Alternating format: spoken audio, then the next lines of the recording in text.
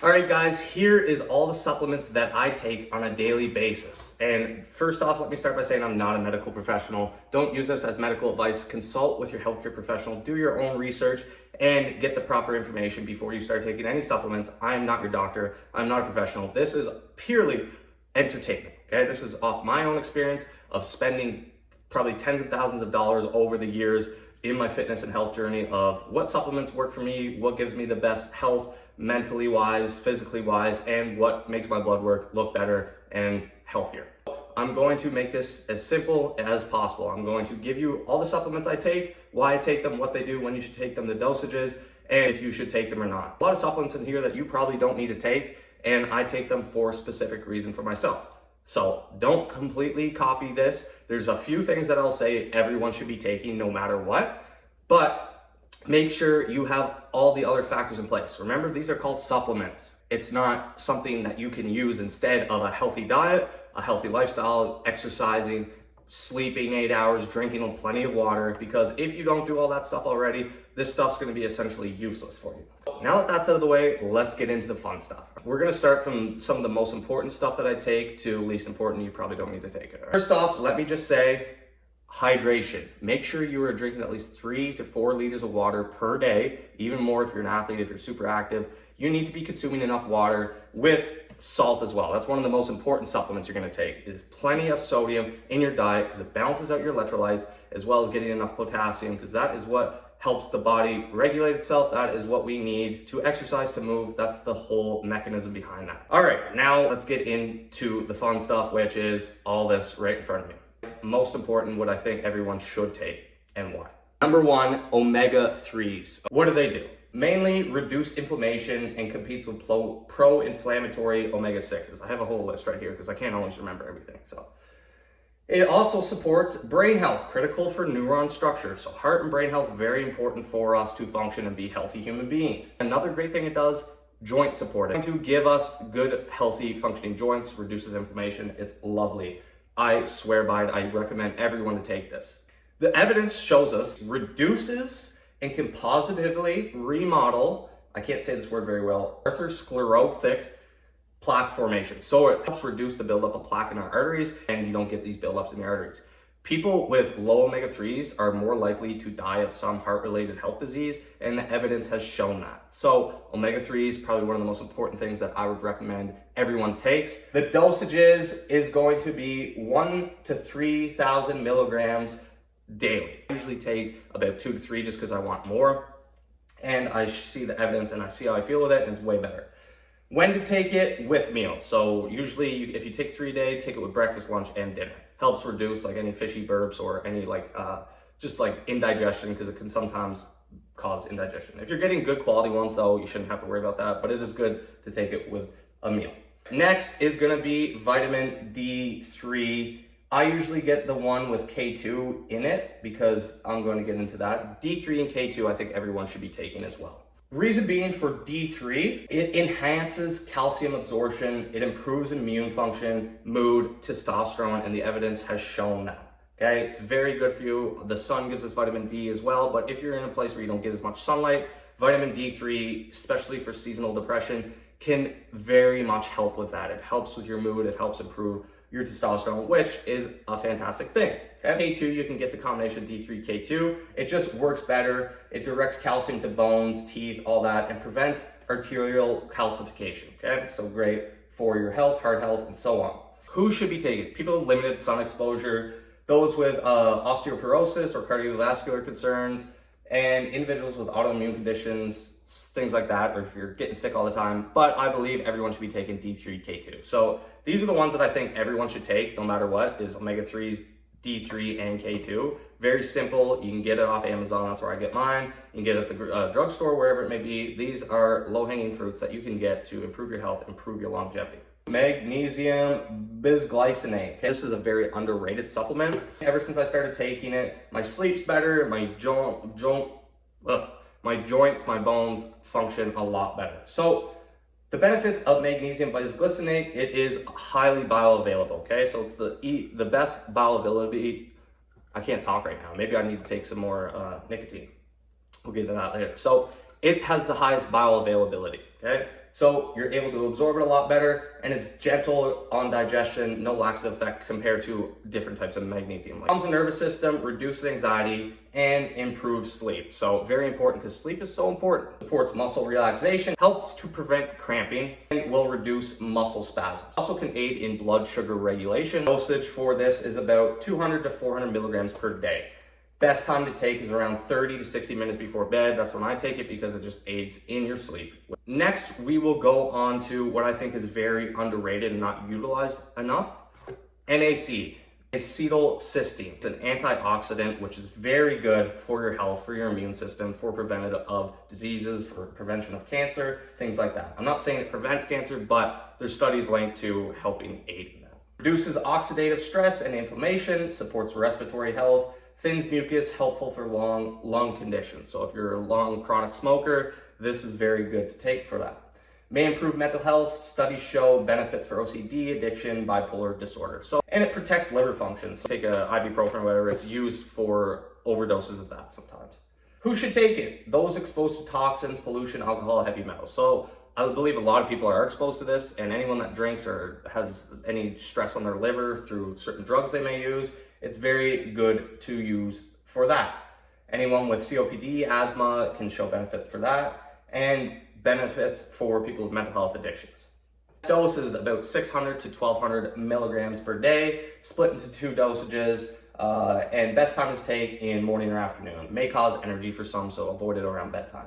Very important one that I believe everyone should be taking, especially if you're athletic or you exercise or you lift weight. 18, monohydrate. Very, very low-hanging fruit that you can use to improve performance, improves your ability to get stronger, increases ATP function or production, enhances strength, power, endurance. It also is shown to support cognitive function, okay? Very important for brain energy and neuroprotection. It may reduce fatigue in sleep-deprived individuals as well, just depending on your lifestyle, but it can help, and increases muscle hydration. That's why you need to be drinking a lot of water, because it's essentially useless if you don't. Because it's very hard to get creatine without supplementing it. And as well, older adults or people that want to prevent any neurodegenerative diseases, potentially Alzheimer's, dementia, it has shown for support in that as well. Dosages around 5 to 10 grams a day. Just kind of go off of what you feel works best for you, because some people are a lot bigger, some people are smaller. Just depends on your body weight, your size, your muscle, and so on. Best time to take, doesn't really matter. You can take it post-workout, pre-workout, nighttime, whatever. I usually take it post-workout because some evidence shows that might cause better absorption, but it's not critical. Hydrating well is critical, so make sure you have a lot of hydration in you before you take this. So I wouldn't take it exactly in the morning. Vitamin E, okay? Not everyone needs this, but if you're lacking it in your diet or your blood labs show you're deficient in it, it can be beneficial for potent fat-soluble antioxidants, so protects cell membranes. It supports skin health, reduces UV damage from the sun, and it may improve cardiovascular health, prevents LDL oxidation. So it's just a nice supplement to have. It also helps with reducing things like progesterone, prolactin, so some females might look to take that to help with that. And as well, people that take Adderall, Vyvanse, things that cause dopamine spikes, this will help with lowering things like prolactin and such as that. But it's not necessary for everyone.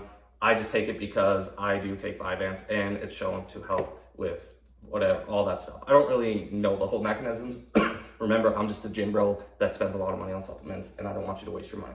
Okay? Dosages can be about 100 to 400 IUs a day, and you can take it with a fatty meal. That's when it's best absorbed. Ashwagandha. I think this is a very beneficial supplement for me, but not everyone needs to take this. But I think with people that have a lot of high anxiety, stress, need or should be taking ashwagandha. Especially reduces cortisol, and it helps combat stress, anxiety, and so on.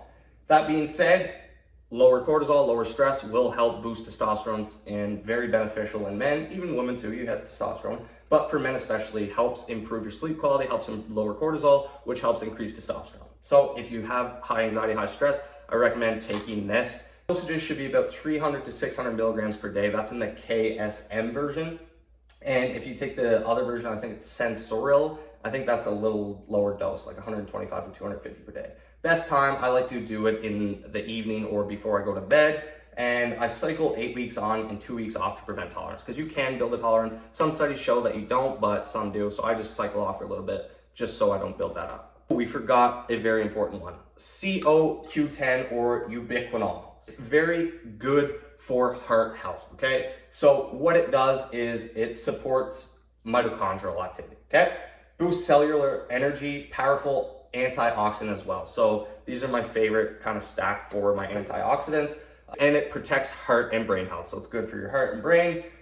Who should take it? Why you should take it? People over 40, people over time don't produce as much of it, and it's going to only be able to get in through a supplement. So it's important for that. People on statins, individuals with fatigue or heart conditions, or if you have like high cholesterol, heart issues in your family, I do recommend taking this for that. Dosages is around 100 to 300 milligrams per day, and best time is to take after a fatty meal. It increases absorption by like 3 times the normal amount. So taking it with fatty meal is very important.